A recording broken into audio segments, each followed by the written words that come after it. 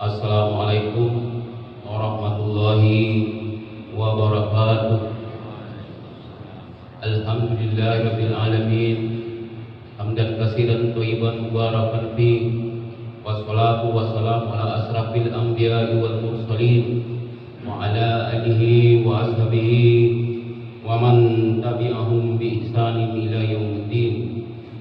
Faqala Allah ta'ala fil Qur'anil Karim, a'udzu billahi minasy syaithanir rajim. Bismillahirrahmanirrahim. Qul yatawaffakum malakul mautil ladzi wukila bikum. Shadaqallahul azim. Bapak-bapak, ibu-ibu, jemaah subuh rahimakumullah. Kembali kita bersyukur kepada Allah Subhanahu wa taala karena berkat limpahan dan rahmat dan karunia-Nya kita bisa kembali hadir di masjid ini dalam rangka berubudiah kepada Allah Subhanahu wa taala, yaitu salat subuh berjemaah yang telah disaksikan oleh para malaikatnya. Kemudian salawat dan salam semoga tercurahkan kepada baginda Nabi Muhammad SAW, karena beliau telah memperjuangkan agama ini sehingga sampai kepada kita di bumi Nusantara ini kita menjalankan ibadah untuk tujuan yang kepada Allah Subhanahu wa taala. Bapak-bapak, ibu-ibu rahimakumullah, pada pagi ini kita akan membahas yaitu salah satu rukun iman mengenai aktivitas malaikat maut sehari-hari. Kenapa kita harus membahas dan mengetahui tentang malaikat? Karena malaikat adalah salah satu rukun iman yang wajib kita percayai. Karena kalau kita tidak percaya kepada malaikat, bukan sempurna iman kita sebagai seorang muslim. Bapak-bapak, ibu-ibu rahimakumullah, ada beberapa hadis yang menyampaikan bagaimana aktivitas malaikat sehari-hari. Yang pertama, hadis dari Anas radhiyallahu, beliau berkata dari Rasulullah SAW, tidak ada satupun rumah melainkan malaikat maut berdiri di pintunya 5 kali sehari.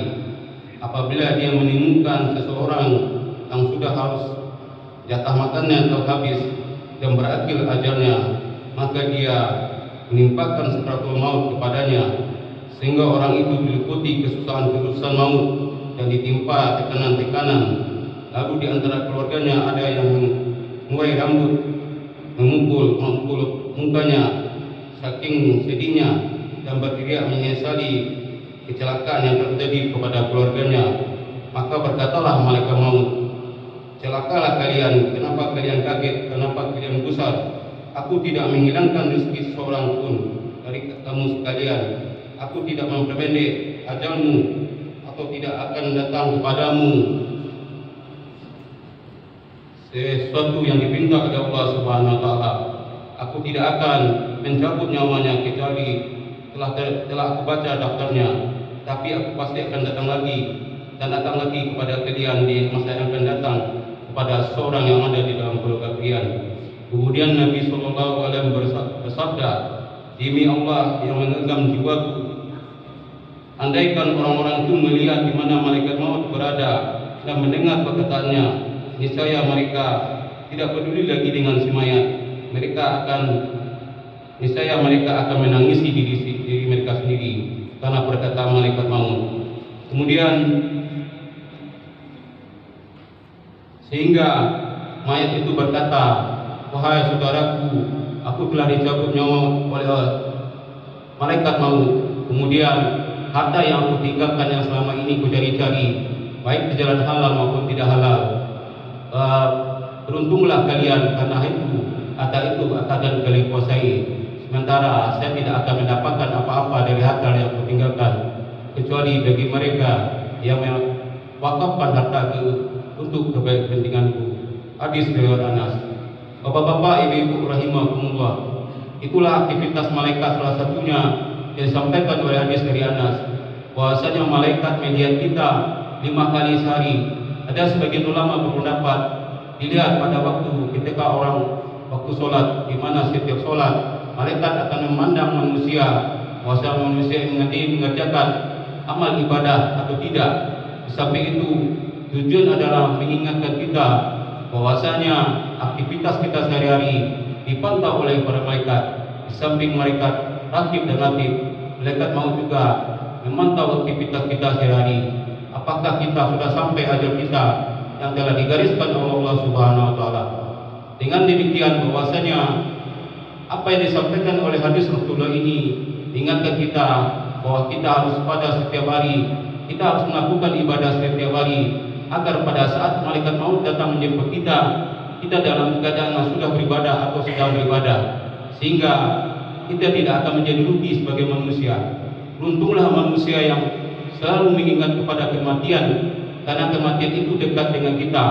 Sebagaimana Imam Ghazali menyatakan, manusia yang pintar adalah manusia yang ingat kematian, bahkan manusia yang pintar mencari kepentingan di dunia atau harta di dunia, karena itu hanyalah sifat sementara.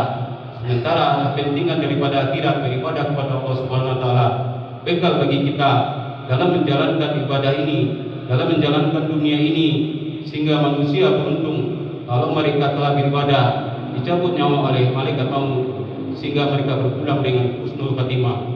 Bapak-bapak, ibu-ibu rahimakumullah, dengan demikian, dengan aktivitas malaikat sehari, ada juga hadis yang menyampaikan bahwa masalah malaikat melihat kita setiap hari, memandang manusia setiap hari 70 kali sehari. Kenapa? Karena malaikat maut ditugaskan oleh Allah Subhanahu wa taala untuk mencabut nyawa kita. Kalau sudah ada daftarnya di dalam daftar malaikat maut bahwa kita akan dicabut oleh Allah Subhanahu wa taala nyawanya, maka malaikat maut akan menyampaikan dan akan melaksanakan. Tidak ada penundaan sedikit pun, tidak ada kemajuan sedikit pun, karena mereka malaikat maut adalah makhluk Allah yang sangat patuh, tidak pernah melawan perintah Allah Subhanahu wa taala. Sebagaimana makhluk lain seperti manusia dan setan yang selalu ingkar, manusia yang selalu berbuat dengan perbuatan yang tidak sesuai dengan perintah Allah, termasuk adalah manusia di dalam golongan setan. Mana disampaikan dalam surat An-Nas, innal jinnati wan nas. Bapak-bapak, ibu-ibu rahimakumullah, mungkin itu saja yang dapat saya sampaikan pagi ini sebagai pengingat kita, sebagai pengingat kematian kita. Tidak memandang usia, tua, muda, kecil, besar, setelah sampai ajal kita, maka kita akan berpulang ke rahmatullah. Demikian yang saya sampaikan pagi ini, semoga bermanfaat. Assalamualaikum warahmatullahi wabarakatuh.